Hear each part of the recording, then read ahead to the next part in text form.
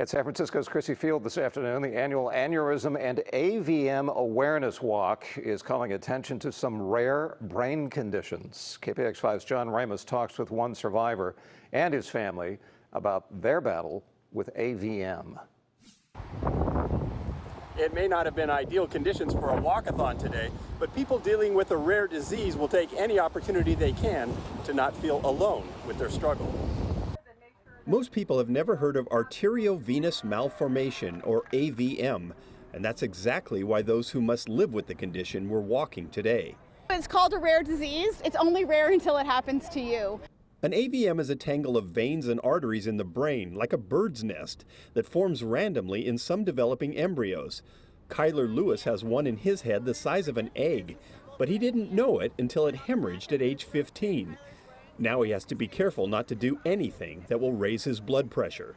If it ruptures again, it could be very detrimental, devastating. It would be really, really not good. But Kyler has an amazing team looking after him. His mother, Raylene, his best friend, Hayden, even his dog, Sam, who's trained to sense when Kyler might be having a seizure. And there's his kid brother, Caden, who must deal with something no 12-year-old should ever have to face. I have to say my prayers at night because I never know when my brother could just stop breathing or have a seizure. The Lewis family lives in Texas, but they're here because this is where the hope is. Then when he received the diagnosis, there really wasn't anybody in Texas locally who could help us. So we went searching for a cure. They found it at UCSF. The hospital has become a leader in the treatment of rare brain vessel disorders.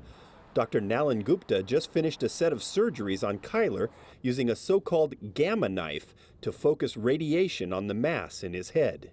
His particular AVM was complicated because it was large and it was in a fairly important part of the brain. But the disorder is so rare and hidden that even a lot of doctors are not aware of it.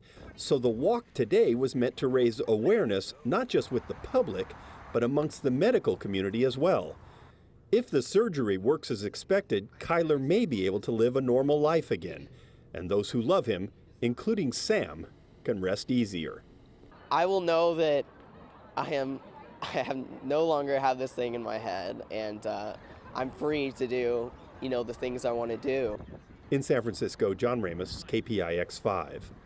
Kyler will have one more checkup on Monday and then can go back to Texas. Doctor says if successful, Kyler should be completely free of the disease in about a year.